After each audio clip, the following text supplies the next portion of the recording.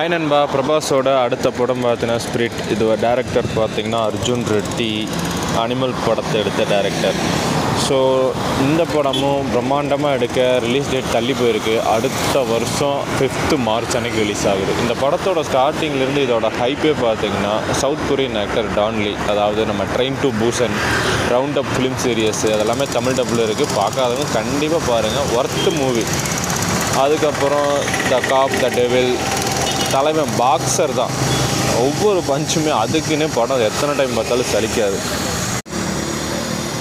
So இந்த படத்துக்கு நானும் ரொம்பவே ஈகராக வெயிட் பண்ணிகிட்டு இருக்கிறேன். ஸோ படத்தில் தலைவனை கேமியோ கொண்டு வராமல் ஃபுல் அண்ட் ஃபுல் ஒரு பயங்கரமான வில்லனாக கொண்டு வந்தால் கண்டிப்பாக படம் வேறு லெவல் ஹிட்டு. கன்க்ளூஷன் பார்ட் 2 வச்சாலும் தாறுமாறு தான் எனக்கு தெரிஞ்சு. கேமியோ ரோல் இல்லாமல் ஃபுல் வில்லனாக இருந்தால் பயங்கரமாக இருக்குது படம். நான் பயங்கரமாக எக்ஸ்பெக்ட் பண்ணிட்டு இருக்கிறேன். எனக்கு தெரிஞ்சு சந்தீப் ரெட்டி பயங்கரமாக தான் யோசிப்பாருன்னு நினைக்கிறேன். பார்ப்போம் பொறுத்திருந்து.